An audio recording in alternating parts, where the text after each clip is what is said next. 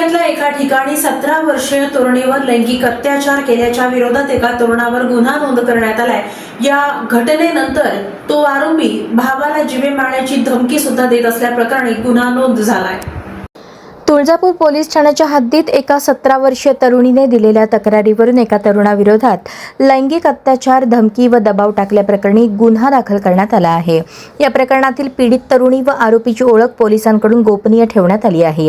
पोलिसांनी दिलेल्या माहितीनुसार तक्रारदार तरुणीने आपल्या जबाबात आरोप केला आहे की संबंधित तरुणाने तिच्या भावाच्या अंगावर टिप्पर घालून ठार मारण्याची धमकी दिली।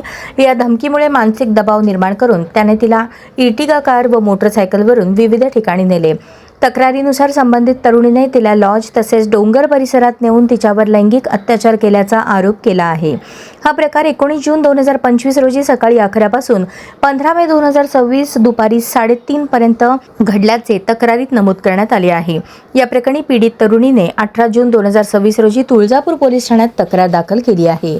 तक्रारीच्या आधारे पोलिसांनी भारतीय न्याय संहिता कलम 64(1), 78, 351, 3 तसेच पॉक्सो कायदा 2012 अंतर्गत कलम 4, 8 व 12 अन्वये गुन्हा नोंद केला आहे। दरम्यान या प्रकरणाचा पुढील तपास तुळजापूर पोलीस करत असून तक्रारीतील आरोपींची चौकशी सुरू आहे। तपासानंतर पुढील कायदेशीर कारवाई करण्यात येणार असल्याचे पोलिसांनी सांगितले।